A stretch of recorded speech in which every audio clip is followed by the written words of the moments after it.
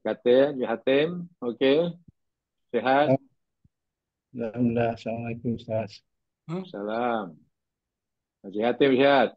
Alhamdulillah Ustaz, Alhamdulillah. Wah, clear, no? Suara dah clear. Clear, clear Ustaz, clear. Ha, dah, dah boleh Ah, it's very clear. dah dah boleh sambung jadi muadzin semula.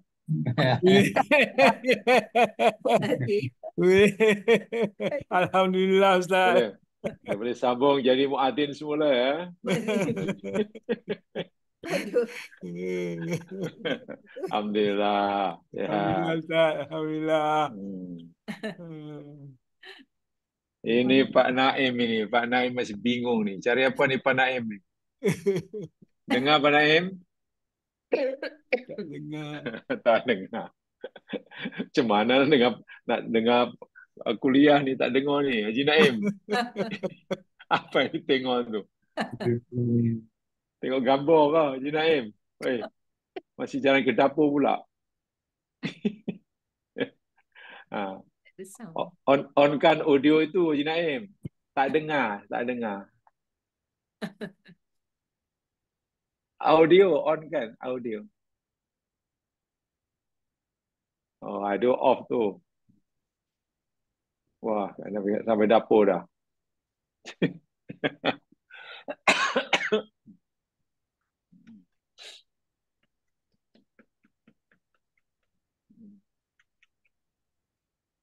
Okey, sambil menunggu yang lain, insya-Allah kita akan mulakan. Bismillahirrahmanirrahim. Alhamdulillahirabbil alamin. Wa bihi nasta'in ala umurid dunya waddin.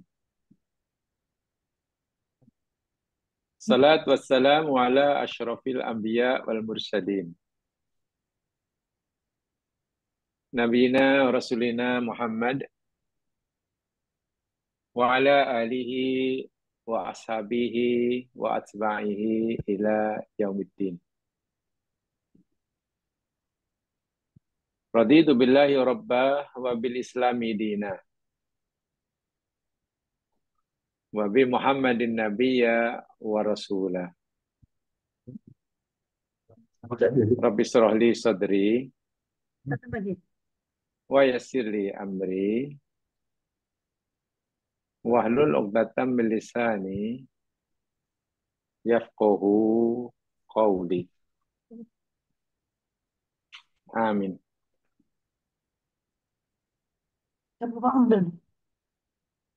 Para pendengar jamaah yang dimuliakan oleh Allah, dipohonkan doa agar Allah sentiasa melimpahkan rahmat, taufik dan hidayahnya kepada kita.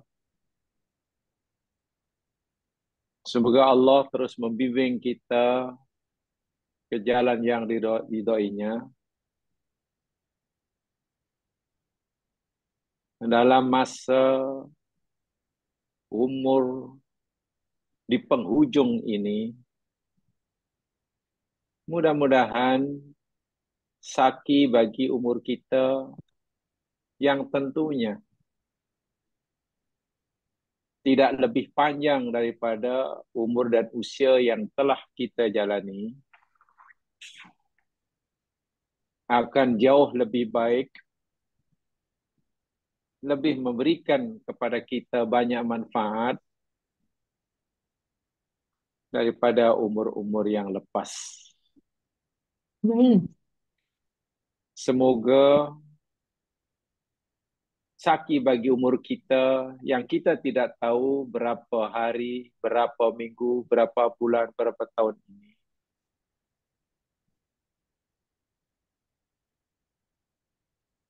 menjadi peluang keemasan dan sekaligus terakhir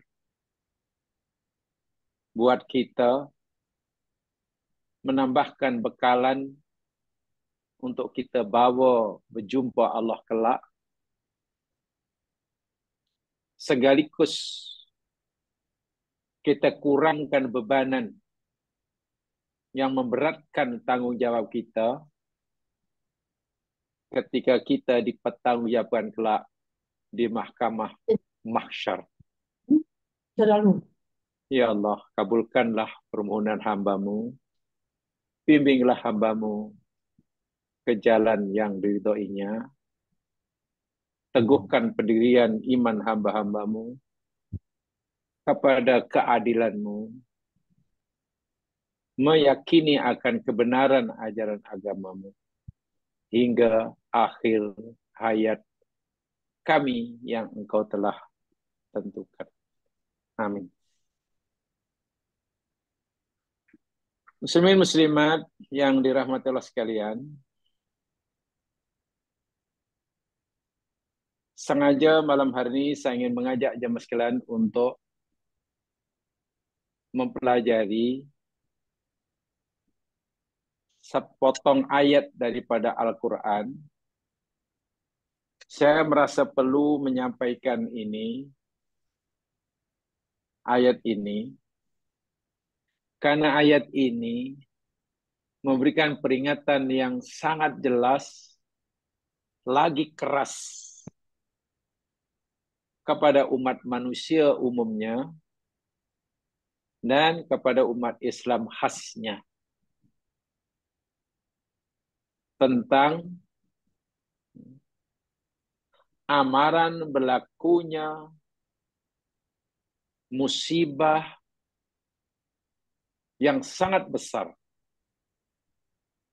Bahkan musibah yang boleh menghancur leburkan kehidupan manusia, kalaupun tidak menghancurkan manusia, tapi dapat membinasakan sifat kemanusiaannya. Saya ulangi. Musibah yang Allah beri amanah pada kita sangat dahsyat. Kalaupun musibah itu tidak menghancurkan, membinasakan manusia, tapi pasti akan membinasakan karomah insaniah kita. Sehingga manusia yang dianggap oleh Allah sebagai makhluk yang paling mulia dari sekian makhluk-makhluk Allah yang lain, menjadi makhluk yang sangat hina. Jika amaran Allah ini tidak diambil berat oleh setiap kita khasnya sebagai orang Islam. Mari kita buka hati kita masing-masing. Kita bersihkan jiwa masing-masing untuk memahami amaran Allah yang keras lagi tegas ini. Dan tolong semua buka surah Al-Isra ayat yang ke-16. Ya. Lihat surah Al-Isra ayat yang ke-16.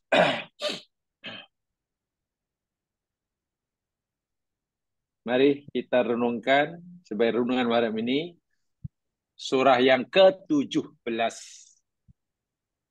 ayat 16.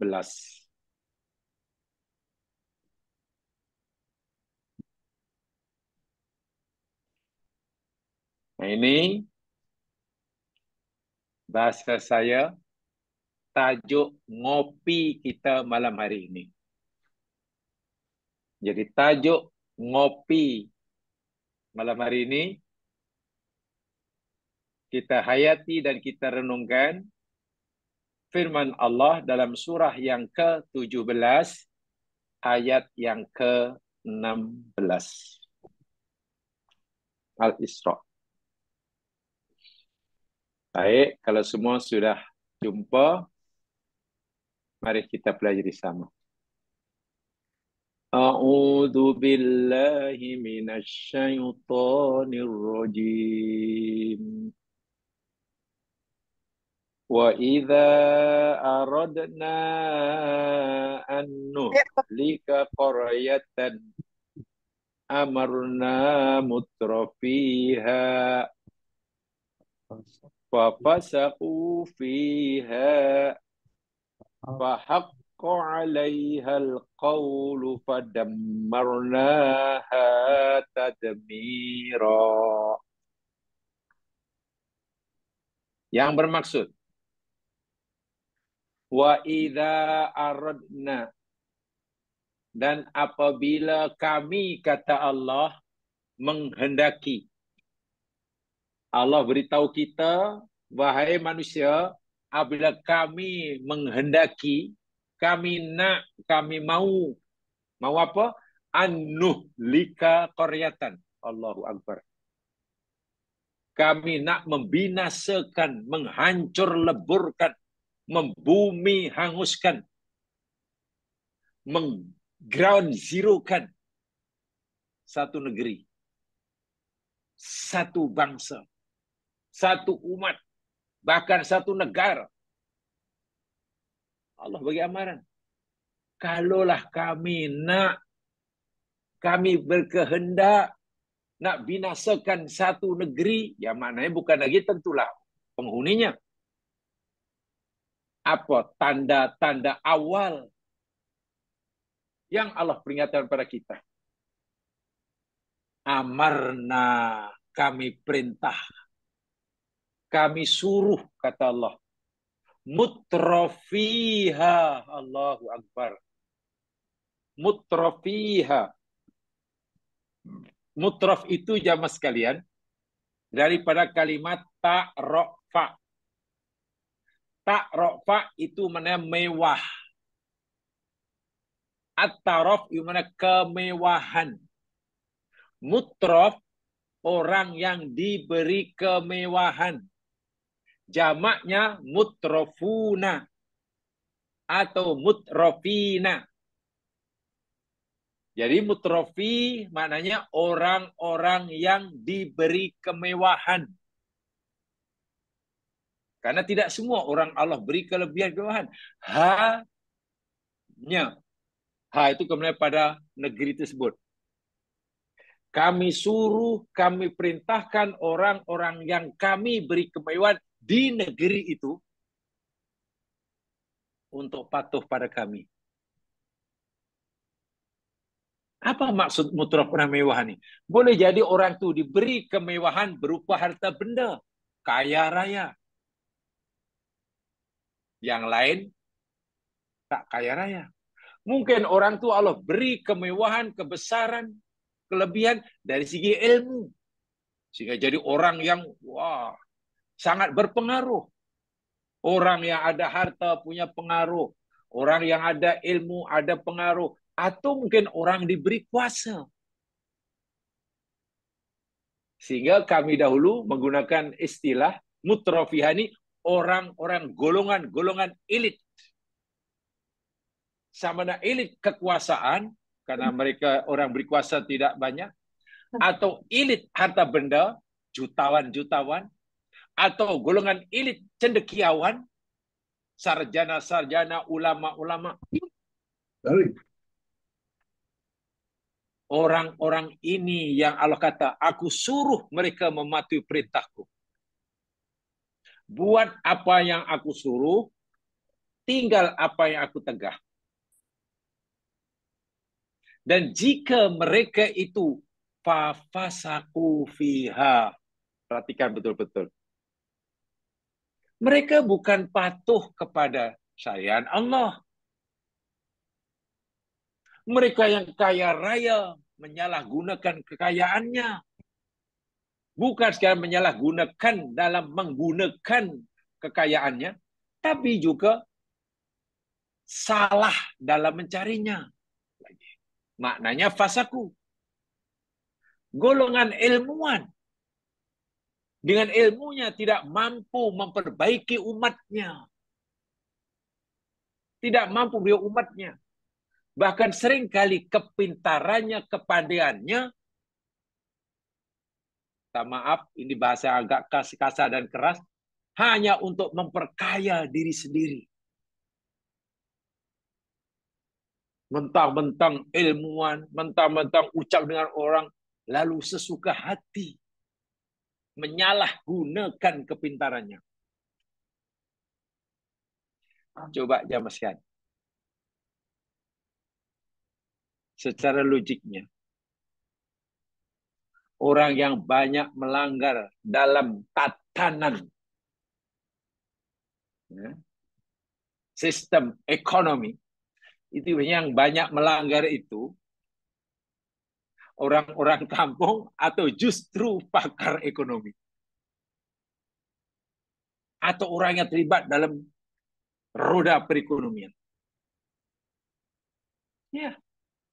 Bila orang yang mahir, pandai dalam bidang undang-undang, tapi malah mereka lah yang sering melanggar undang-undang yang mereka pahami. Coba. Dalam bahasa kami dahulu, jika katakanlah polis yang diberi amanah untuk menangkap penjenayah, untuk menangkap pencuri, karena mereka dipilih punya kemampuan untuk itu. Tetapi yang berlaku katalah justru seorang polis ditangkap karena mencuri. Coba macam mana? Seorang pendakwa raya, pandai, pintar. Tidak semua orang mampu jadi pendakwa raya. Tugas dan tanggung jawabnya diberi amanah di bawahnya mendakwa orang-orang yang salah untuk dibawa ke muka pengadilan, diadili, dibuktikan sama dia salah atau tidak. Itu tugas pendakwa raya. Meyakinkan mahkamah bahwa orang ini benar-benar melakukan kesalahan tanpa ada sedikit keraguan. Bagus kalau Anda sebagai pendakwa itu. Tetapi yang berlaku, katalah berlaku sebaliknya. Justru orang yang dilatih jadi pendakwa, dia malah didakwa di mahkamah. Coba macam mana? Seorang pegawai, tugas SPRM umpamanya, tugasnya mencari menangkap orang yang rasuah. Dia malah ditangkap karena rasuah. Coba. Mereka ini golongan-golongan elit. Sepatutnya patuh kepada Allah Subhanahu wa taala. Buat yang disuruh tinggal. Tapi mereka fasik. Yang kaya raya demikian juga. Sepatutnya mensyukuri iman Allah. Malah menyalahgunakan kekayaannya. Yang ada kuasa demikian juga. Kalau ini jamaskan, penyelewengan, penyimpangan, pelanggaran terhadap ketentuan Allah, hukum Allah, justru banyak dilakukan oleh mutrof. Golongan-golongan elit cendekiawan, golongan elit hartawan, golongan elit kuasa. Pasal apa?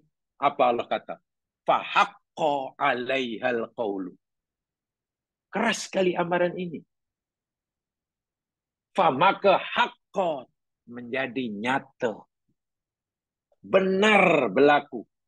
'Alaiha atas negeri tersebut al-qaulu, firman ketetapan kami. Apa qaul itu? Qaul itu yakni al-ihlak, kebinasaan yang Allah kehendaki. Jadi secara ringkas makna ayat ini Allah beritahu kita, wahai manusia, kalau kami nak menghancurkan satu-satu negara, satu-satu bangsa, sebelum aku hancurkan, dan ini ada asbabnya. Tandanya apa? Pertama, aku suruh orang-orang yang punya pengaruh, sama ada pengaruh karena hartanya, ilmunya, kekuasaannya, atau apa sajalah, networkingnya, untuk patuh kepada peraturan aku, patuh kepada undang-undang yang mereka sepakati. Tapi mereka malah melanggar. Nah, bila pelanggaran terhadap hukum hakam Allah, penyelewengan dilakukan oleh golongan-golongan yang ada pengaruh, Allah kata, maka nyatalah berlaku, kata mereka, ketetapannya kami. Itu tanda bangsa itu akan hancur lebur. Fadammarnaha tadmiro. Tengok hujung ayat itu. Mengerikan sekali. Fadammarnaha tadmiro. Kami akan hancurkan negeri tersebut sehancur-hancurnya. Allahu Akbar. Sehingga kunci kehancuran atau tidaknya, hancur atau tidaknya suatu bangsa dalam ini terletak di tangan golongan-golongan elit. Orang-orang yang ada pengaruh. Mungkin karena hartanya, mungkin karena ilmunya, mungkin karena kekuasaannya, mungkin karena apa sajalah. Itu namanya mutraf. Kenapa Allah kata begitu? Apakah ini jika sekiranya yang melanggar peraturan itu orang kecil tidak dianggap salah? Salah. Saya ambil satu contoh. Contoh yang mudah. Katakanlah jika yang menipu dalam jual beli itu yang menipu minta maaf lah. Ya, peniaga kecil di kaki lima hanya jualan katalah ya bayam, kangkung, daun ubi, belacan. Yang menjual menipu si pembeli. Apakah dosa? Dosa. Dosa. Tapi madorotnya hanya menimpa dialami oleh yang membeli. Seorang aja. Madorot, tapi dampak madorotnya itu kecil. Tapi Anda bayangkan. Jika yang menipu itu peniaga-peniaga besar. Coba. Jika yang berkata tentang agama, yang berkata salah tentang agama itu orang kecil, di kampung, di Soro, lalu bagi tahu kepada pamannya apalah jirannya kawannya borak-borak lepas bayang maghrib di Soro kecil banyak. Ini nak bagi tahu awak bahwasanya sesungguhnya sebetulnya ya arak itu sebenarnya memanglah haram, tapi kalau memabukkan, kalau tak memabukkan minum arak boleh. Karena arah itu boleh menenangkan pikiran, menjaga badan. Kalau yang cakap itu katalah, umpamanya orang kampung didengar oleh jiran-jiran surau kecil, yang kipas angin pun tak ada, hanya pakai memanglah itu salah, itu menyalahgunakan agama untuk mempandu orang. Tapi madaratnya ya tak terasa. Tapi coba kalau yang berkata salah atau menyalahgunakan agama. Bahasa lebih kasar, menunggang agama. Coba. Kalau yang berbicara itu yang menunggang agama itu orang yang punya ilmu, yang dianggap alim, banyak pengikutnya, tengok kesannya.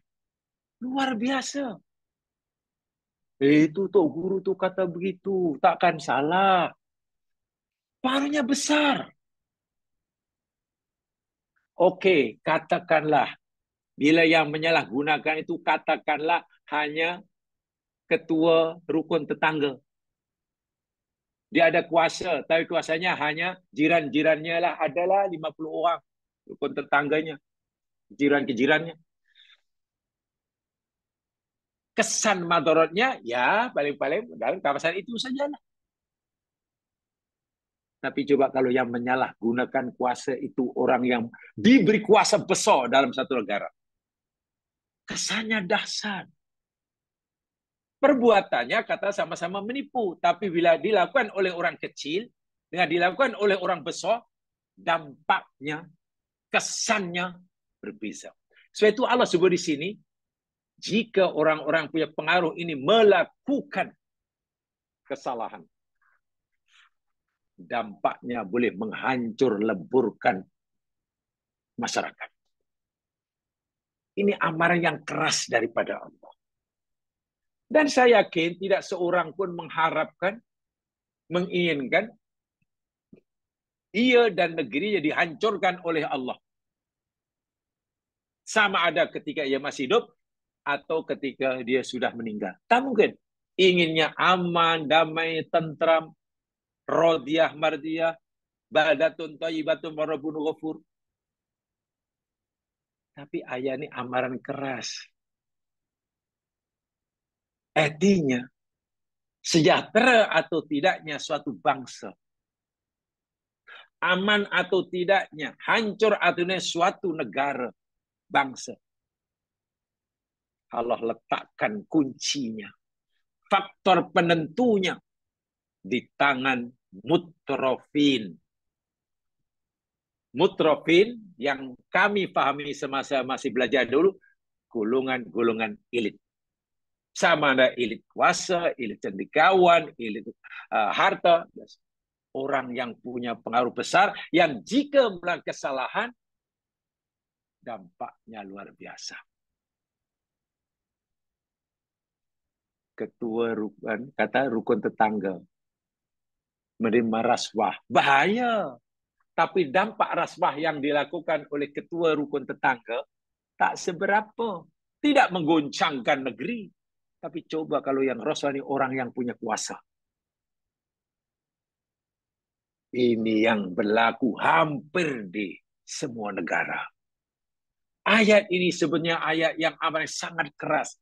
Dan Allah mengatakan, wa idza aradna, apabila. Ingat jemaah sekalian ya. Idza, kalimat idza dalam bahasa Arab yang dalam Al-Quran ini menunjukkan apa yang berlaku selepasnya itu sesuatu yang pasti. Idza, apa yang disebut sebagai idza itu sesuatu yang pasti.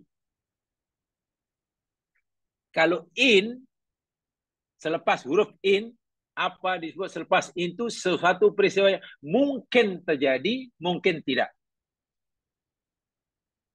Sementara lau, apa disebut selepas kalimah lau, itu sesuatu yang mustahil terjadi. In maknanya jika.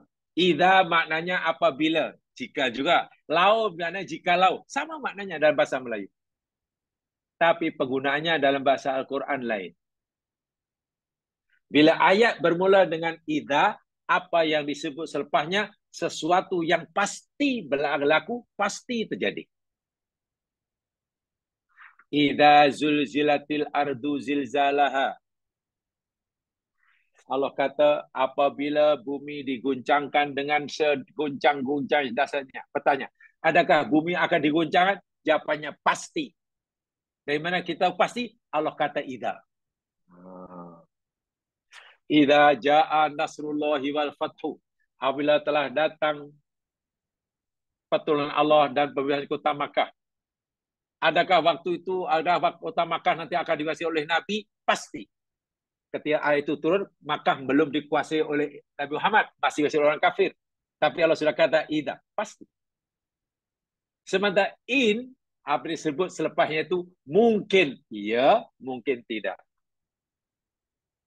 Mungkin berlaku, mungkin tidak. Jadi ayat ini, saya ulangi, amaran yang sangat keras.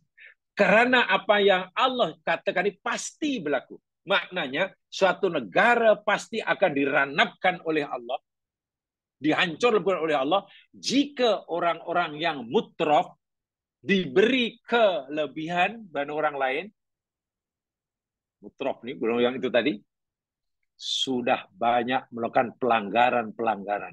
Sudah tidak lagi patuh kepada ketetapan Allah. Justru mereka yang sebenarnya bertanggung jawab memastikan peraturan itu berjalan, malah mereka yang paling banyak melanggar. Tadi saya katakan, jika orang kecil di kampung menipu jirannya, memang dosa menipu. Tapi kesannya, ya madaratnya hanya menimpa jirannya kena tipu seorang itu aja lah. Wah, jiran itu kena tipu jirannya lah. Memanglah. Kesannya ada keburukan. Tapi akibatnya sedikit. Jika yang bercakap bohong itu, jirannya. Tapi minta maaf. Kalau yang bercakap bohong dikatakan seorang pakar ekonomi. Dampaknya tengok. Bilang bercakap bahwa ini seorang ulama cendekiawan. Kesannya tengok. Bila yang bercakap bahwa ini katalah pemimpin yang ada kuasa. Bayangkan. Ngeri sekali amaran Allah. Damarnaha tadmira. Kami hancurkan. Baik. Bila kita sudah memahami ayat ini, walaupun secara umum, ada lagi satu amaran. Mungkinkah kehancuran negara itu justru berpunca asbabnya, yakni dilakukan oleh orang-orang atas, bukan oleh orang bawah? Berikut ayat ini, iya. Tapi apakah punca musibah yang berlaku di muka bumi ini hanya berpunca asbabnya dilakukan oleh orang yang di atas? Tidak. Tidak. Tapi penyebab itu dilaku oleh orang yang di atas, iya. Tapi bukan satu-satunya. Mungkin itu yang paling banyak berlaku. Ada asbab lain, mari kita lihat. Sekarang buka surah Al-An'am. Surah Al-An'am ayat 65.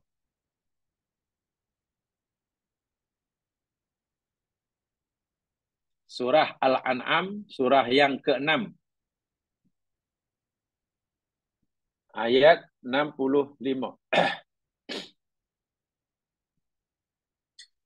Baik, sengaja ini saya pilihkan ini agar kita punya wawasan dalam berfikir dan mikir. Bahwa Islam dengan Al-Qurannya sebenarnya mengajar kita macam-macam ilmu pengetahuan.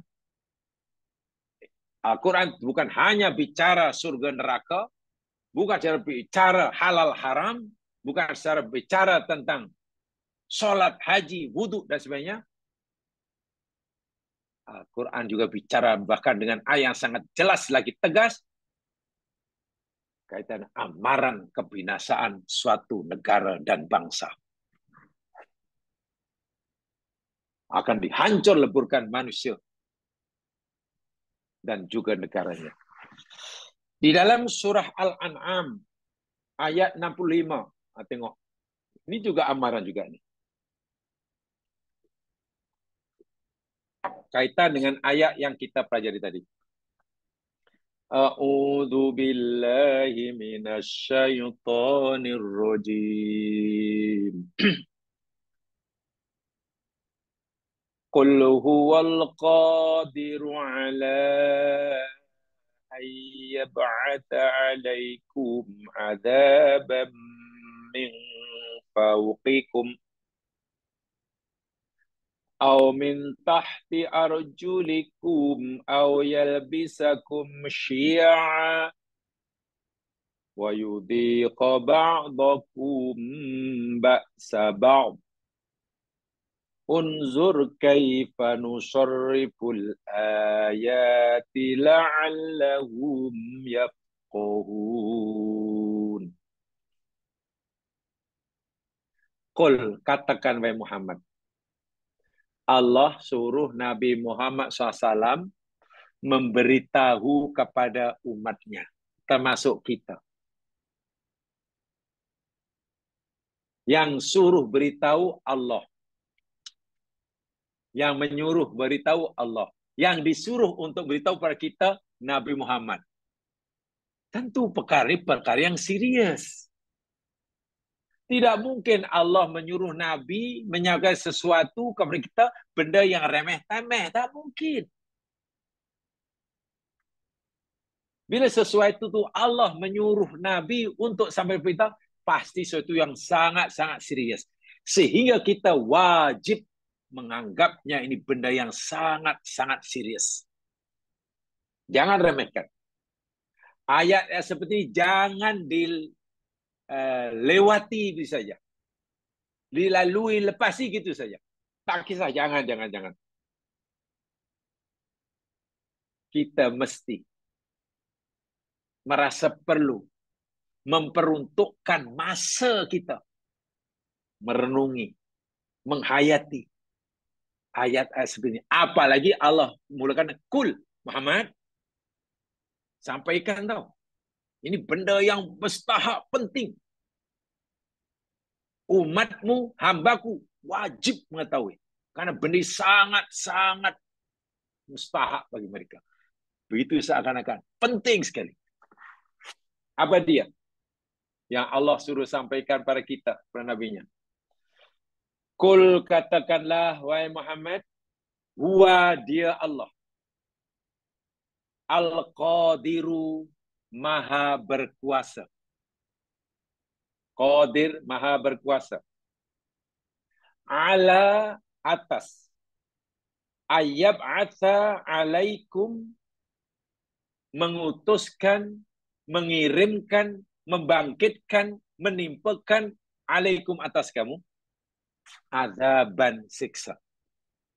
Muhammad, beritahu kepada umatmu, kepada hamba-hambaku, bahwa aku sebagai Allah Tuhan semesta alam, kalau kata itulah, aku berkuasa mengutuskan, mengirimkan, membangkitkan, menimpakan azab ke atas mereka semuanya. Dan azab itu dalam ayat ini berpunca pada 3 perkara. Azab itu berpunca daripada 3 perkara,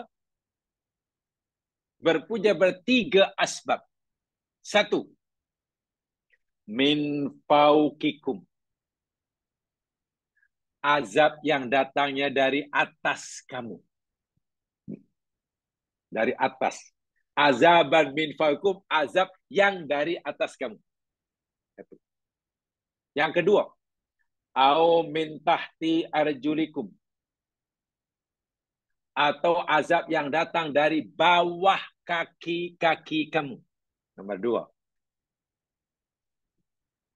Nomor 3, au yalbisakum syi'a, atau azab itu berpunca daripada Allah mencampur adukkan kamu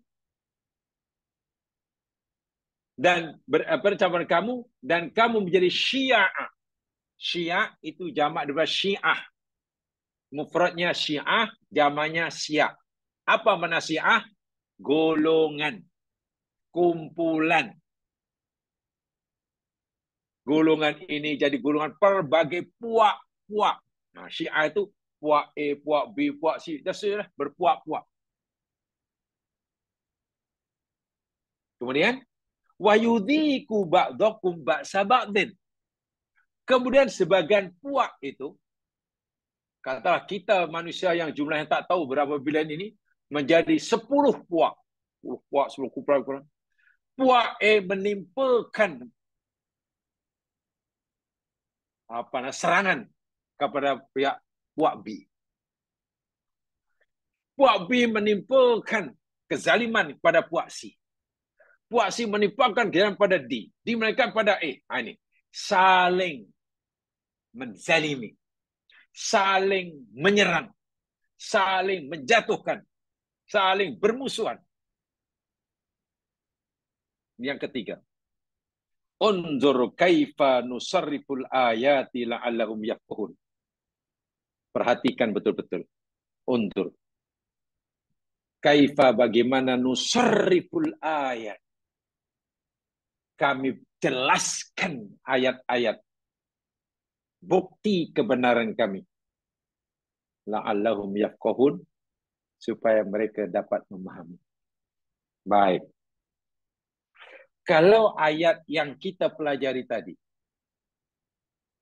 yakni surah Al-Isra 16, Allah beritahu kunci berlaku atau tidaknya kehancuran suatu bangsa Allah letakkan pada sikap mutraf, golongan-golongan elit yang punya pengaruh besar dengan anugerah-anugerah pada mereka.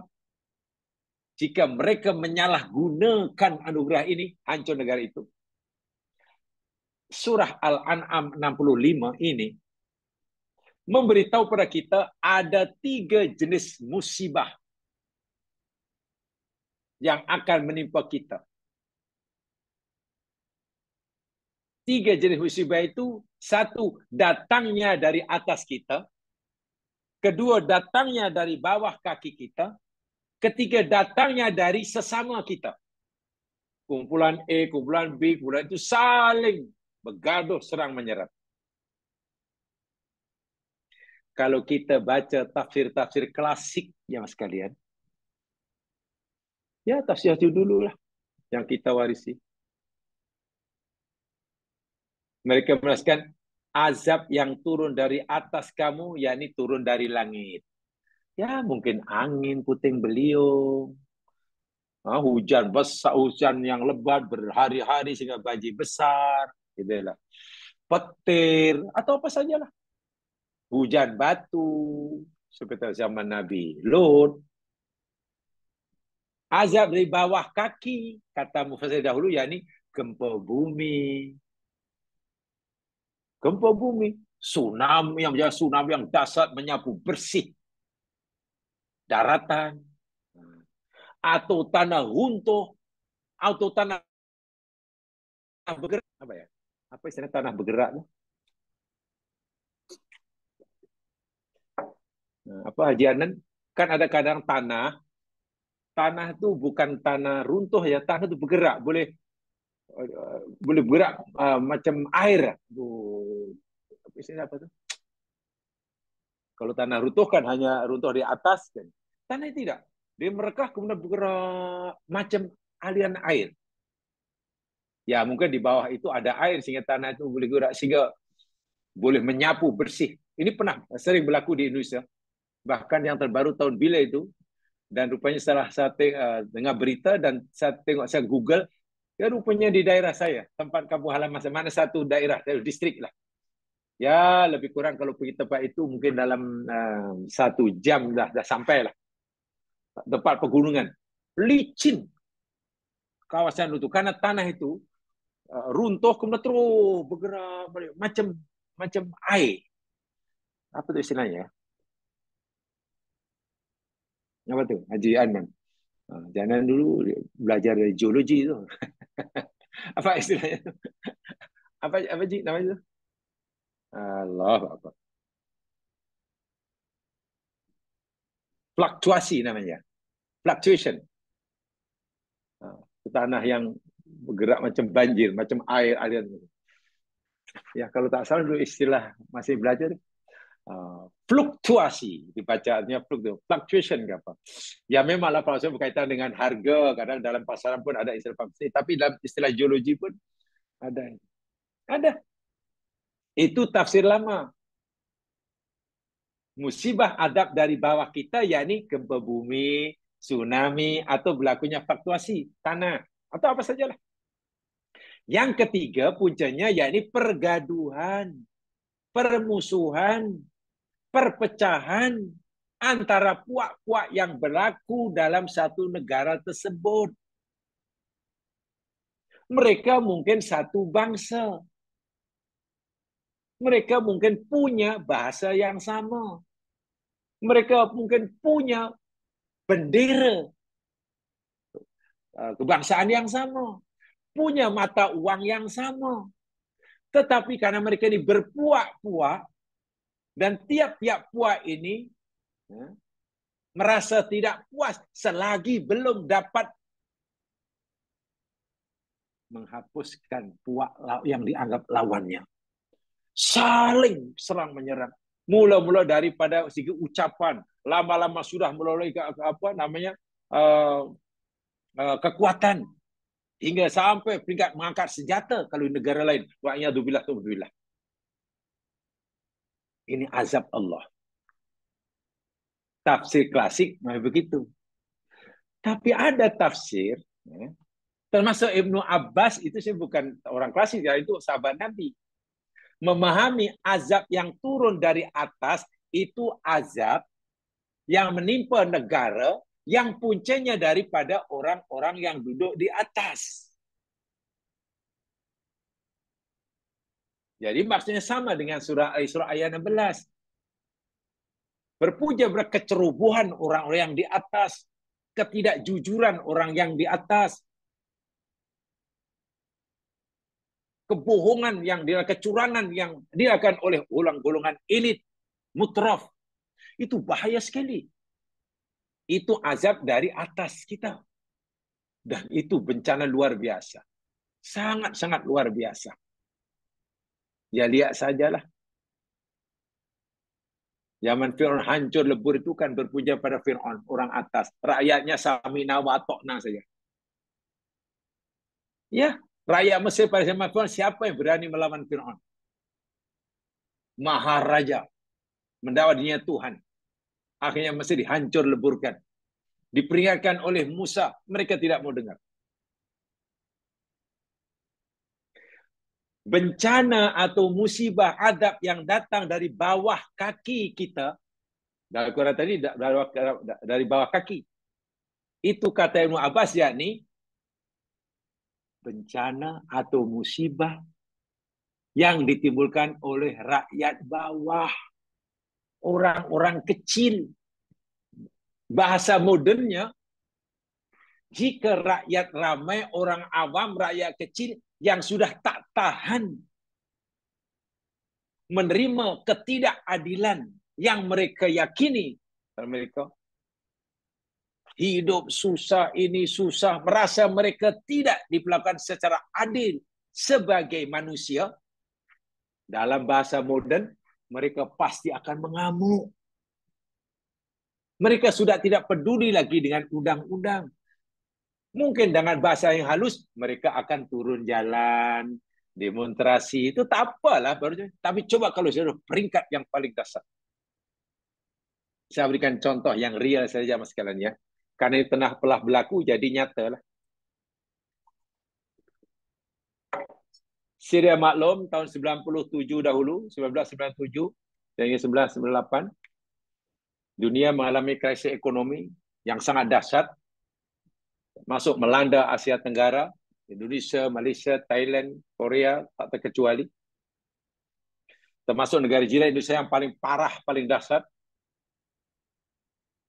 Di hujung pemerintahan mendiang almarhum Soeharto.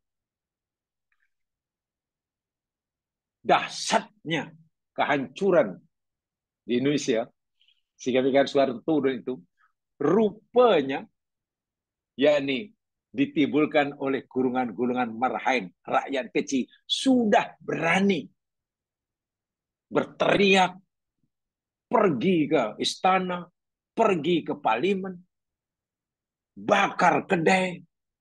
Coba, ironik atau tidak, bayangkan. Rakyat kecil ini jangankan punya kendaraan, punya kereta yang mewah. Mungkin ramai di antara mereka khasnya di Jakarta itu yang tak pernah pun naik kereta mewah. Jangankan memiliki. Ya. Jangankan memiliki. Naik kereta pun mungkin ramai yang tak pernah. Masyarakat Jakarta di pinggiran. Dan mereka ini sudah bertahun-tahun mengalami seperti itu. Sementara mereka melihat setiap hari golongan atas mewah berlebih-lebihan dengan cara yang melawan undang-undang. Selama ini mereka tahan. Mereka ingin makan, tak ada yang dimakan. Bila sampai satu peringkat mereka dah tak tahan, mereka melepaskan kemarahannya. Pergi ke showroom. Kalau jamaah masih ingat, dahulu tahun itu di Indonesia ada satu kereta yang dianggap kereta nasional. Wah, kereta itu yang membuat Korea. Memang buatan Korea, datang itu tinggal pakai saya. Tapi minta maaf, tak macam mana anak bungsu Soeharto yang dapat permit itu untuk mengimport. Dan Indonesia di negara atau via Kementerian Perdagangan disuruh untuk mengisahkan itu kereta nasional. Namanya Timor. Kalau saya masih ingat. Yang punya anak bungsu Soeharto. Ya, karena diimport tanpa ada cukai, harganya murah. Sehingga kereta-kereta yang diproduk dalam negeri, yang kilang dalam negeri, contohnya Toyota, Suzuki. Yang tahu kan, kalau Indonesia itu Toyota itu kan raja jalan. Karena berbagai macam jenis Toyota, mulai dari Toyota yang paling sederhana hingga Toyota yang paling wah, ada di Indonesia. Karena dia dapat itu. Suzuki, itu raja jalan di Indonesia. Jadi akhirnya tak laku. Karena harganya mahal. Sementara kita dari Korea yang masuk tanpa cukai lalu diisah sebagai kereta negara, kebangsaan, murah. Namanya kita Timor namanya, kalau tak salah. Tahu tak apa yang berlaku tahun 98? Orang-orang Jakarta yang merasa selama ini ditindas dan tak sabar, sudah keterlaluan, turun jalan waktu itu, pergi ke showroom kereta mewah itu, dibakar showroom turun kereta sekali. Kenapa kereta mereka dibakar? Sedangkan mereka ini tak punya kereta. Lo ambil saja dipakai. Pergi ke gudang-gudang beras, dibakar itu gudangnya. Wah, mereka ini kekurangan beras. Huru hara yang sangat parah waktu 98 berlaku krisis ekonomi Indonesia lah. Sehingga terpaksa Soeharto turun. Dahsyat sungguh. Ali bin Abi Thalib pernah memberikan peringatan yang pedas dan keras dalam hal ini. 14 abad yang lalu. Lebih kurang terjemahan ucapan Ali itu yakni berikan bantuanmu kepada orang yang memerlukannya.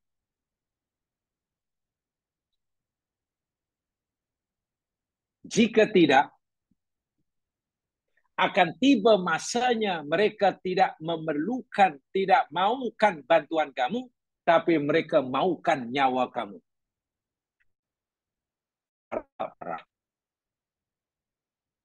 Ali pernah beri peringatan, berikan bantuan kamu kepada orang memerlukan. Jika mereka itu kata lawan, cepat beri bantuan beras. Mereka itu tidak mampu berobat, cepat beri bantuan agar mereka punya. Ketika mereka memerlukan. Sebab kalau tidak kamu berikan bantuan semasa mereka memerlukan, akan tiba masanya mereka tak mau menerima bantuan kamu, tapi mereka maukan nyawa kamu. Ya begitu. Mereka tak mau beras lagi saat itu. Gudang beras dibakarnya. Lalu cari siapa tokenya. Siapa toke yang punya showroom mewah ini? Tahu tak? Tahun 98. Dan saya melihat sendiri. Tapi waktu di sini.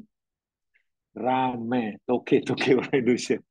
Lari ke Singapura yang paling dekat atau Malaysia. Waktu yang ramai di Melaka.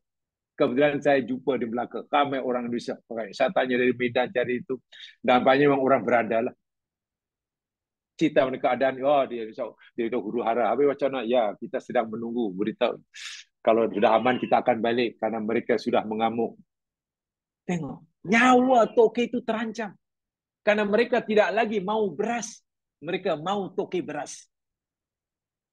Itu musibah yang timbul dari bawah kaki kita. Bila orang-orang kecil yang sudah tak tahan dengan penindasan yang mereka alami, mereka bangkit dan akan menyebabkan negara huru hara. Yang pertama tadi, musibah datang daripada pihak atasan. Yang diriakan surah Al-Isra 16 tadi. Ini peringatan yang keras. Sangat keras. Perintah solat wajib. Ya, betul. Bahwa menunaikan haji yang dah mampu itu wajib. Betul. Ya, setuju. Setuju. Puasa Ramadan itu rukun Islam. Iya, setuju 100%. Menghidup-hidupkan bulan Ramadan dengan sembahyang sunat, qiyamul lail itu digalakkan 100% setuju. Tapi jangan lupa, Islam bukan hanya bicara tentang sholat witir dan sholat tarawih. Islam tidak hanya bicara tentang qiyamul lail. Islam tidak hanya bicara tentang makan dengan tangan kanan atau tangan kiri, jilat jari atau tak. Itu ajaran agama Islam? Iya, betul. Itu ajaran Islam. Kita boleh nafikan. Tapi ingat, Islam bukan hanya bicara itu. Bahwa itu perlu kita patuhi? Iya. Tapi kalau ayat seperti ini diabaikan, lalu apa artinya kita rajin sholat sunat? Kalau punca, sesuatu yang di punca kehancuran negara itu kita tidak jaga. Dan punca itu Quran telah beritahukan kepada kita dan kita baca setiap bulan Ramadan ketika kita hendak qiyamul lail. Ketika kita menghidupkan malam Ramadan, kita baca ayat ini, baca Quran ini.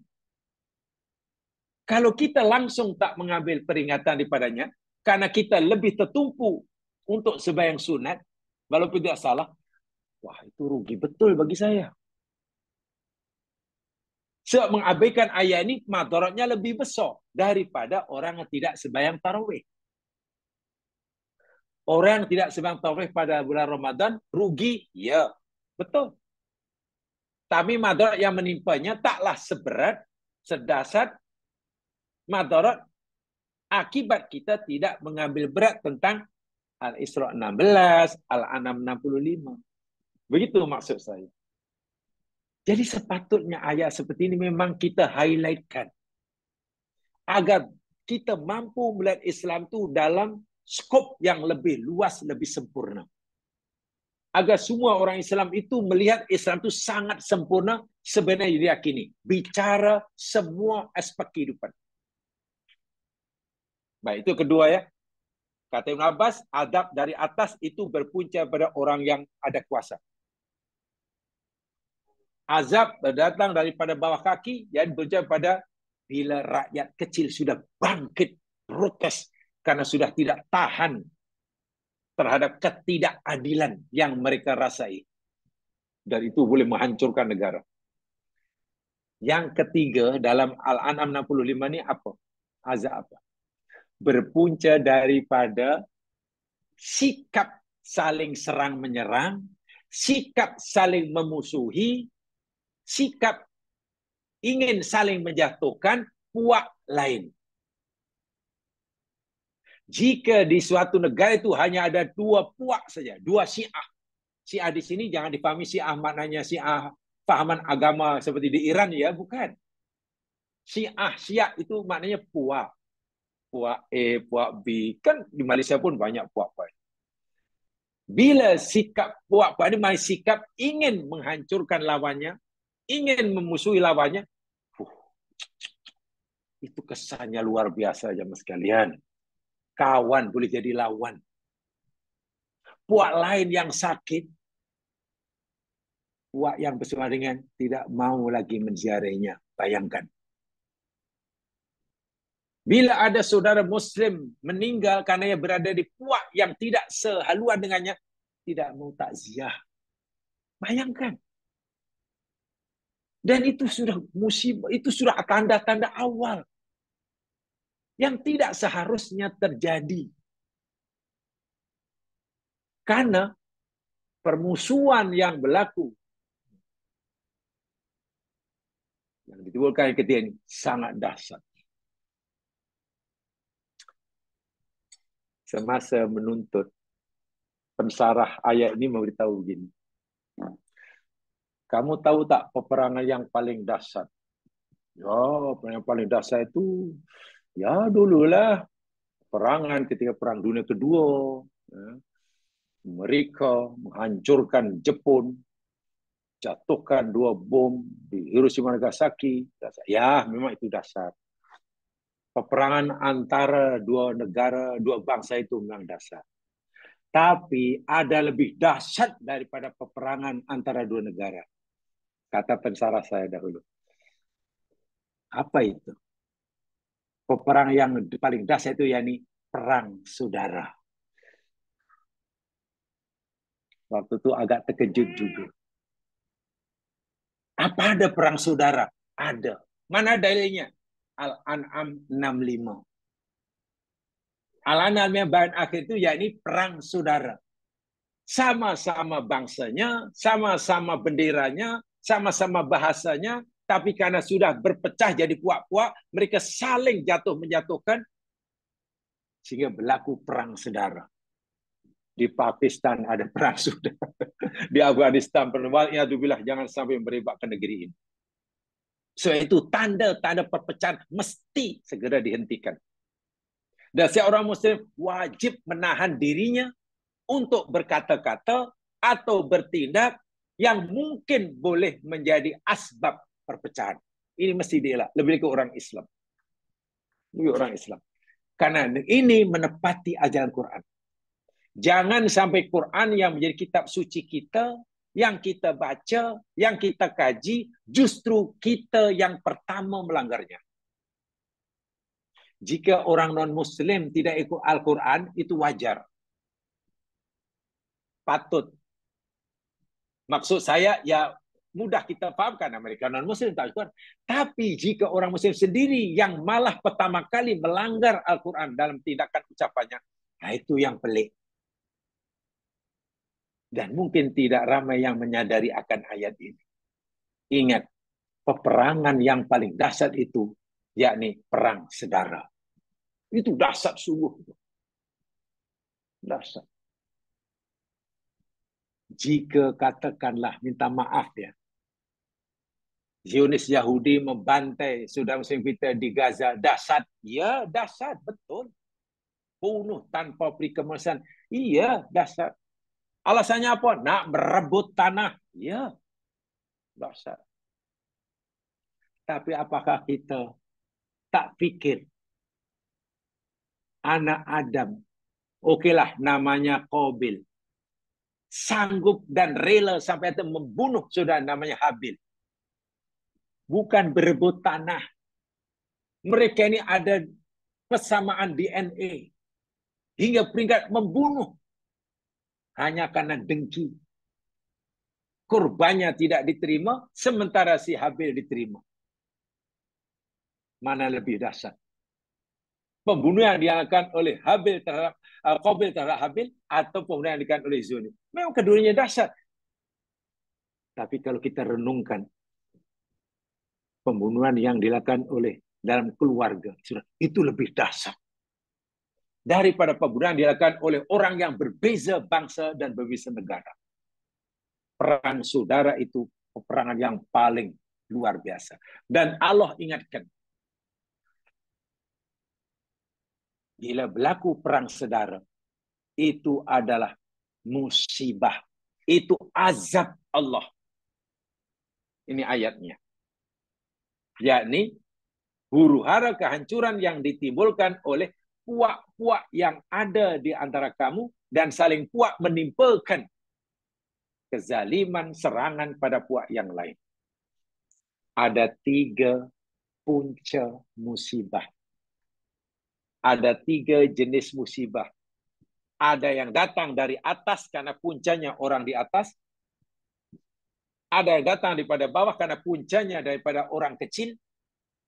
Dan ada yang datang daripada sesama mereka karena puncanya datang daripada mereka. Daripada mereka. Ini bukan musibah biasa seperti mana corona. Bukan. Tapi ini musibah yang dahsyat. Apa corona itu juga musibah? Itu musibah. Agar corona datang dari mana itu? Atas atau bawah? Ya, terpulang jamaah sekalian. Kalau dari atas, mana kita tak tahu asal usul di mana. Kalau daripada bawah, apakah dahsyat? Iya, dahsyat. Tapi mana lebih dahsyat? Corona yang menimpa satu negara, sehingga ranap semua tatanan ekonomi, sehingga perlu begitu norma baru, atau musibah yang dilakukan oleh perang saudara. Di mana di Afrika itu? Di Sudan, kalau perang saudara yang orang, sangat-sangat mengerikan. Sangat mengerikan. Sebab itulah, ini ayat Quran. Dan Allah tadi mulakan dengan pertama, idza. Ia pasti berlaku jika dilanggar. Sebab surah Al-An'am, Allah kata, aku, kata Allah, berkuasa, mampu. Nak menipukan kamu musibah dari atas daripada bawahkah dari sebab kamu? Lalu apa yang kita ragui akan kebenarannya? Jika perkara-perkara beri asbab datangnya musibah, kita tidak hindari. Nah, begitu. Jadi kalau kita tidak mau dihancur leburkan oleh Allah, sama ada Peringatan Allah dalam surah Al-Isra ayat 16 atau surah Al-An'am ayat 55, kita wajib menahan diri.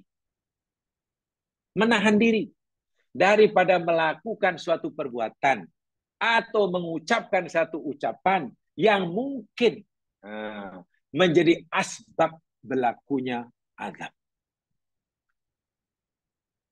Bila kita berada di atas, jangan bercakap atau melakukan perbuatan yang punya dampak negatif yang sangat dahsyat menimpa seluruh negara. Orang kecil jangan sampai melakukan tindakan-tindakan yang boleh merusak negara. Sebab itu mereka merasa mereka susah, hendaklah kita tolong bila kita mampu. Mereka sedih, hendaklah kita hibur, itu kemampuan kita. Mereka ada masalah, kita cuba selesaikan. Bila orang di bawah sentiasa merasa terbela nasibnya oleh kita yang senang, mereka pasti tidak akan bangkit menuntut keadilan daripada kita. Dan yang ketiga, kalaupun kita berpuak-puak, kalaupun kita terpaksa berpuak-puak, puak A, puak B, puak C, puak macam-macam puak, masing-macam kepentingan, pastikan setiap ahli puak itu sedar sungguh mereka mesti punya kemampuan dan keazaman, iltizam untuk menahan diri, mengawal diri daripada punya keinginan memusuhi pihak lain, menghancurkan pihak lain. Jangan saling tuduh, menuduh, serang, menyerang. Kan diawali dari serang menyerang itulah akhirnya makin jauh. Bahasa orang-orang bijak. Bila kita sudah berpuak-puak dan supaya lahirnya, wujudnya banyak puak ini tidak menimbulkan perpecahan dan permusuhan, kata orang bijak pandai, ini bahasa filosofinya,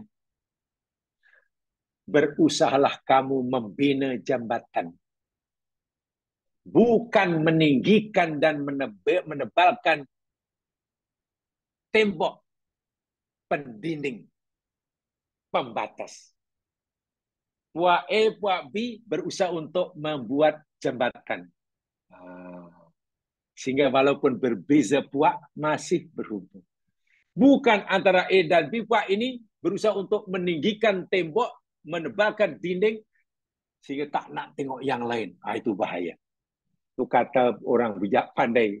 Rasanya agak filosofis sedikit. Tapi biasanya kan tidak seperti itu.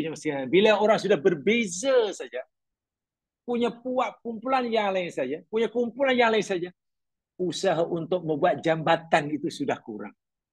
Bahkan ada yang berazam, saya ada robohkan jambatan saya. Aduh. Bila jambatan sudah dirobohkan, akhirnya apa? Buat dinding tinggi-tinggi, buat dinding tebal-tebal.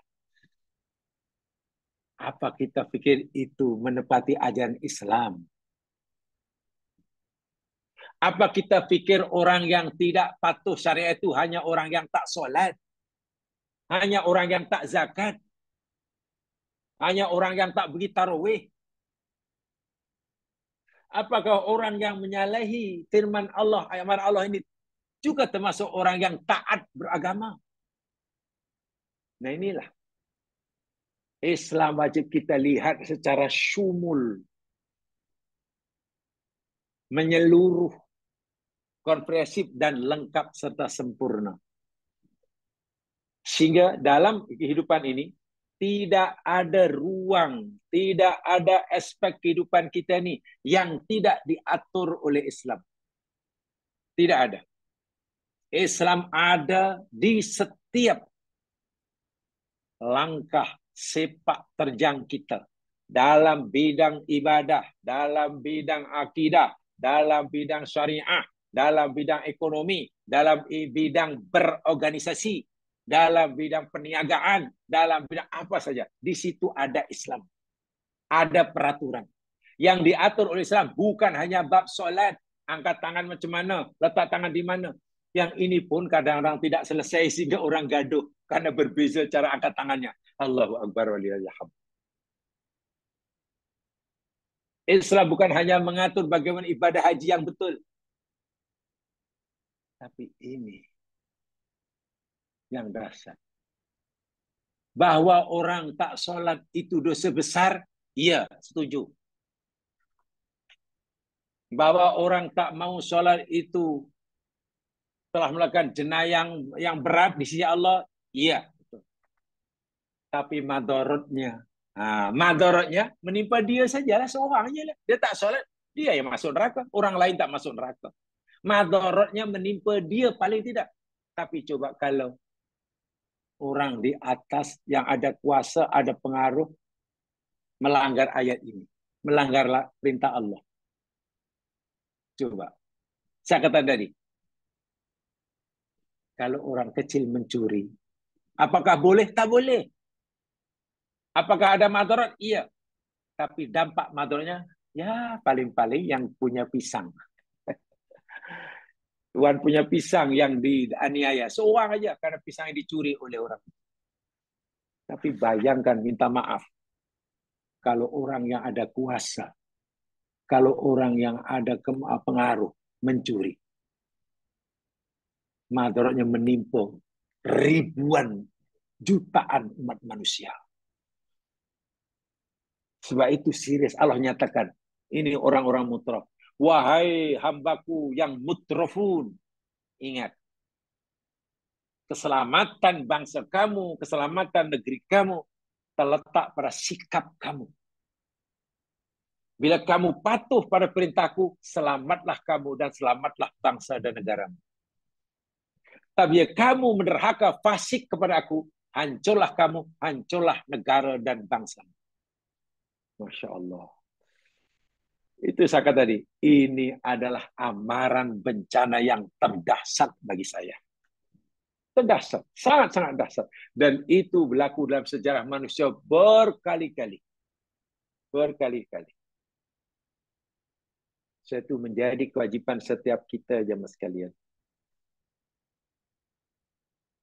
Saya kata, untuk mengawal diri, di samping kita mesti bersemangat, ada keberanian untuk menegakkan yang ma'ruf dan membentas yang munkar. Siapa saja orang Muslim, hidupnya di mana sahaja, punya jabatan atau tidak, setiap mereka itu ada kewajiban untuk amar ma'ruf nahi munkar. Nampak saya kemungkaran, berusaha sedaya upaya mencegahnya. Semampunya. Itu kewajiban. Kewajiban. Kalau setiap individu Muslim itu punya keberanian, punya iltizam yang kuat, azam yang kuat untuk amar ma'ruf nahi munkar, insya Allah azab yang Allah jadikan amaran pada kita, An'am 65, Maidah 78, 79, tidak akan berlaku. Kuncinya setiap kita berani amar ma'ruf. Nampak kemungkaran, siapa yang melakukannya, kita berani menegurnya. Kita melakukan kesalahan, kita sedia ditegur. Orang lain melakukan kesalahan, kita berani menegur. Jadi berani menegur orang yang salah dan juga bersedia ditegur bila kita salah. Bila budaya amar ma'ruf nahi munkar ini ditegakkan, insya Allah kita, bangsa kita, negara kita akan selamat daripada bencana yang Allah ancam tersebut. Apa dalilnya? Dalilnya yakni hadis Nabi Sallallahu Alaihi Wasallam. Hadis yang dirawikan oleh Imam Turmuzi. Dan hadis ini tarafnya hasan. Daripada sahabat Nabi Abu Hudzaifah bin Al-Yaman daripada Rasulullah Shallallahu Alaihi Wasallam. Baginda bersabda begini, Walladzi nafsi biyadihi, demi zat yang jiwaku berada di genggaman tangannya. Mana demi Allah lah tu. La ta'murunna bil ma'ruf. Sungguh pasti kamu mesti menyuruh yang ma'ruf. Sebarluaskan, budayakan yang ma'ruf. Wala tanhawunna 'anil munkar. Dan sungguh pasti kamu mesti mencegah kemungkaran di mana saja, bila-bila mana saja. Amar ma'ruf nahi munkar adalah jadi budaya hidup kamu. Hidupkan di mana saja, bila mana saja, oleh siapa saja. Kalau tidak, amar ma'ruf sudah mati, sudah tidak ada orang berani amar ma'ruf nahi munkar. Orang sudah tidak ada keberanian mencegah, mengingatkan orang yang salah. Pada masa sama, sudah tidak ada lagi orang yang bersedia diperingatkan bila salah. Apa yang berlaku? Nabi yang kata ya, Aula yushikannallahu ayyab'atha alaikum iqaban minhu. Allahu Akbar. Bila budaya amar ma'ruf ini telah mati, maka akan dikhawatirkan, hampir pasti Allah akan mengutuskan, membangkitkan, menimpakan ke atas kamu iqaban, siksa, azab, bencana. Ini apa puncanya? Bila amar ma'ruf nahi munkar sudah tidak lagi hidup, ia hanya ada dalam khazanah keilmuan, ia hanya tertulis dalam kitab-kitab suci, tapi tidak pernah diterjemahkan dalam amalan yang nyata sehari-hari. Nabi beri pengakuan yang keras. Di hatian Allah pasti akan menimpakan azab iqab ke atas kamu.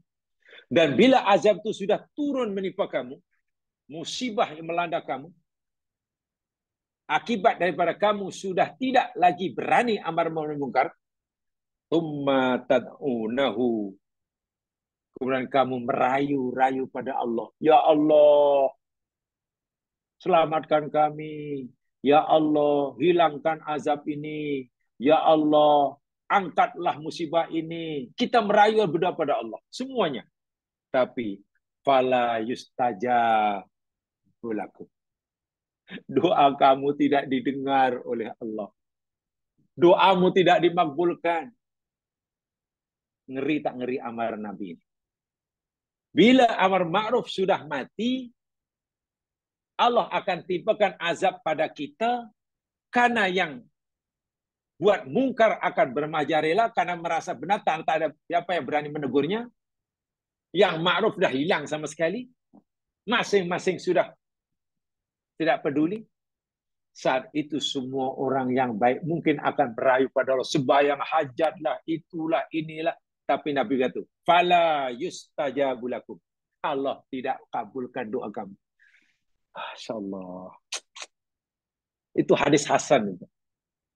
Dan ada hadis yang lain jemaah sekalian.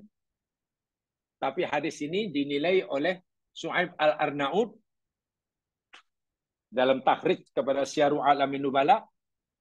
Hadis ini nilai sanadnya laisa biqawi. Jadi sanadnya tidak kuat. Sanadnya tidak kuat sehingga tidak mencapai darjah sahih. Dalam hadis yang lain lah, bukan hadis ini. Yani hadisnya bersumber daripada Abi Hurairah, riwayat Darul Qutni, di Darul Qutni, hadisnya begini, la ta'murun bil ma'ruf wa la tanhawuna 'anil munkar. Macam tadi. Sungguh pasti kamu mesti menegakkan amar ma'ruf nahi munkar. Kalau tidak, aw la yusallitannallahu 'alaikum syirarakum. Allahu Akbar. Kalau tidak, amar ma'ruf munkar sudah mati, Allah akan beri kuasa memerintah kamu, kuasa memerintah ke atas kamu orang yang paling buruk, paling jahat daripada kamu. Mengerikan kan?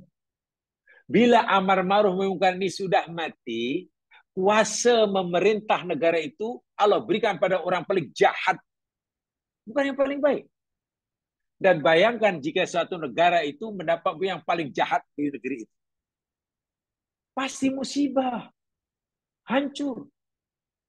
Dan bila hancur, fayad'u khiyarukum. Lalu orang-orang yang baik di antara kamu berdoa pada Allah, sebahagia di sana, tok guru sembahyang hajat di sana, tok imam menggerakkan jamaahnya sembahyang hajat, mohon pada Allah agar Allah lepaskan dari musibah ini. Tapi apa kata Nabi? Fala yustajabu lakum. Doa kamu tidak dikabulkan oleh Allah. Tapi hadis yang baca, yang saya baca dia maskan, yang daripada Abu Hurairah ini, kata Imam Daruqutni, laisa biqawi, tidak kuat. Hari yang pertama tadi hasan. Jadi ada yang tak kuat ini hanya penyokong pada hadis yang kuat. Maksudnya apa? Amar ma'ruf nahi munkar mesti ditegakkan. Agar orang-orang di atas mutraf tidak menyalahgunakan kenikmatan yang Allah anugerahkan pada mereka. Amar ma'ruf nahi munkar kita tegakkan agar orang-orang bawah tetap mendapatkan pembelaan. Amar ma'ruf nahi munkar kita ditegakkan agar puak-puak yang ada berlaku pada kalangan umat Islam ini tidak saling menjatuhkan dan tidak saling bertengkar bercakaran satu dengan yang lain. Kalau tidak, karena sudah tidak ada yang berani amar ma'ruf munkar dengan tegas,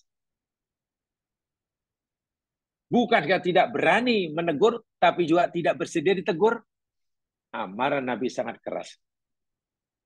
Waktu itu mungkin Allah akan berikan kuasa memerintah pada orang paling jahat, dan semua kamu yang masih baik akan berdoa pada Allah, tapi doa kamu tidak dikabulkan. Saya pikir firman Allah ini, dan juga hadis Nabi yang saya sampaikan ya mas sekalian, ya menjadi peringatan pada kita. Saya benar-benar merasa menyampaikan ini sebenarnya semenjak ya karena 2 minggu kita tidak ada, dan dalam 2 minggu saya tidak merenung melihat satu keadaan, ya, keadaan yang Allahu Akbar. Ini bahaya sungguh, dan orang Islam wajib tahu karena itu kitab suci. Sehingga setiap kita hendaklah merasa punya peranan. Wajib merasa punya peranan untuk menghalang berlakunya azab yang Allah jadikan amal yang keras pada kita ini. Setiap kita tentu sesuai dengan menurut dengan kapasiti kita masing-masing. Tentu. Sebab ini kewajiban. Sangat keras sekali. Sangat keras sekali. Ya mas sekalian, ini ngopi kita malam hari ini. Ngobrol pintar kita malam hari ini. Sedikit penjelasan ini. Walaupun sebenarnya ini kalau kita kaji lebih mendalam, Masya Allah. Benar-benar mungkin, minta maaf, mungkin kita sedang dalam fasa seperti mana ayat ini. Mungkin. Tapi harap-harap tidak. Harap-harap tidak. Tapi banyak di negara-negara luar sana.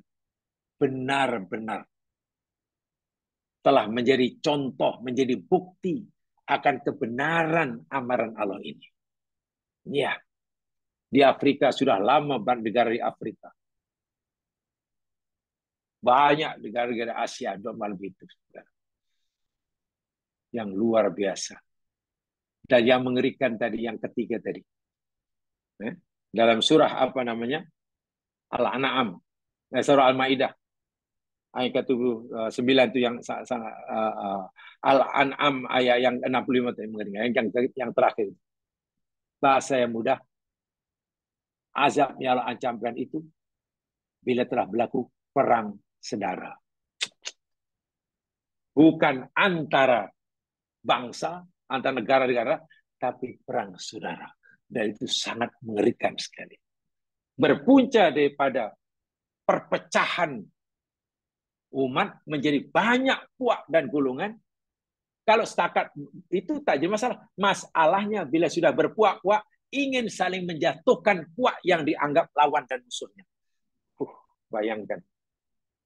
Sebab itu, jika kita terlibat dalam itu, hendaklah kita punya kawalan diri. Menahan diri. Karena akhirnya kita akan dipertanggungjawabkan di hadapan Allah Subhanahu wa Ta'ala.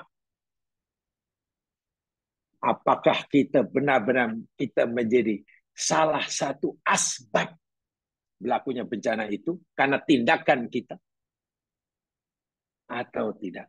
Ini pertanyaan di akhirat ada ya, maksudnya bukan di dunia. Orang dipertanggungjawabkan di akhirat bukan sekadar mereka yang tak sholat. Orang tak sholat dipertanggungjawabkan di akhirat. Iya, betul. Betul. Orang yang tak puasa Ramadan dipertanggungjawabkan di akhirat. Iya. Itu yakin, kita sangat yakin.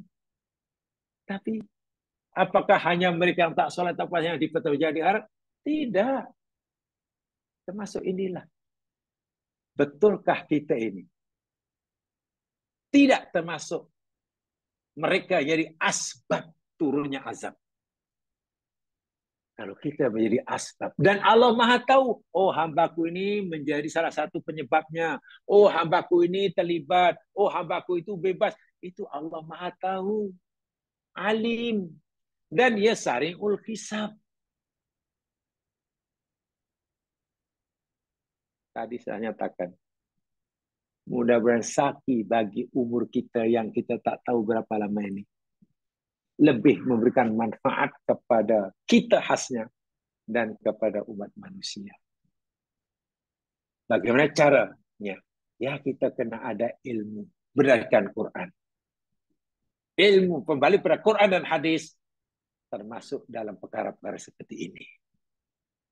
Bila mari kita balik pada Quran hadis, bukan hanya masalah puasa, masalah umroh. So, biasanya bila mari kita balik pada Quran hadis, diangdikan di mana biasanya masalah sholatnya, takbirnya macam mana, puasa itu macam mana, haji itu macam mana.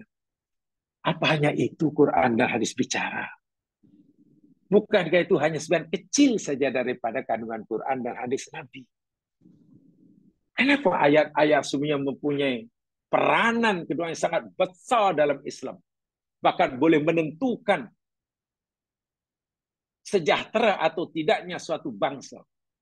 Hancur atau tidaknya suatu umat. Kenapa ayat seperti itu kadang-kadang terlepas pandang? Atau dianggap sepi oleh setelah kita?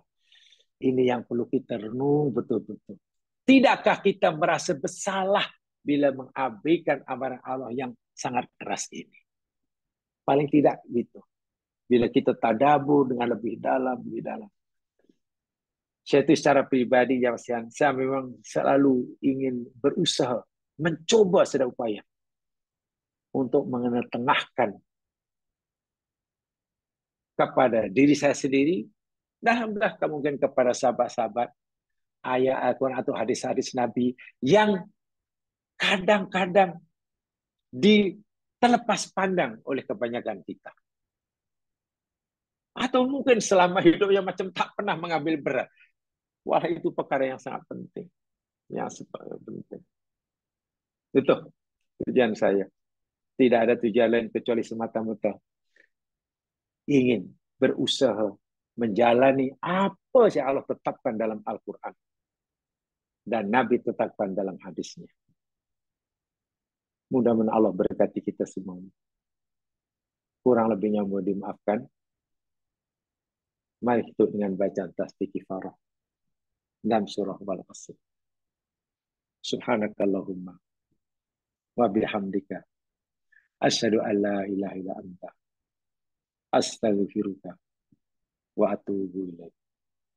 A'udzu billahi minasyaitonir rajim. Wal 'ashr. Innal insana lafi khusr. Illal ladzina amanu wa tawasaw bil haqq wa tawasaw bis sabr. Assalamualaikum warahmatullahi wabarakatuh.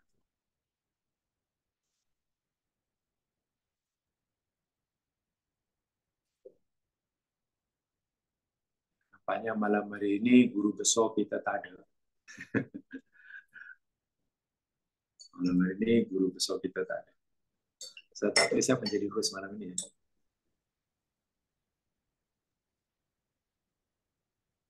Datuk Azmi pergi mana, Ustaz? Ketulik kawin. Oh, Tak ini tahu, kami. tak tahu siapa jadi host malam ini. Tiba-tiba ada. Dia juga kot selalunya. Azri, Ustaz. Azri tolong. Ya? Azmi. Azri. Azri. Oh, si Ana. Ya, betul, Ustaz. Oh, itulah kan. Azri dah tutup recording, Azri. Okey. Oke, terima kasih Azri. Assalamualaikum, Ustaz. Terima kasih. Assalamualaikum. Terima kasih, Ustaz. Terima kasih, Azri. Terima kasih, Alright. Tuan. Assalamualaikum. Waalaikumsalam.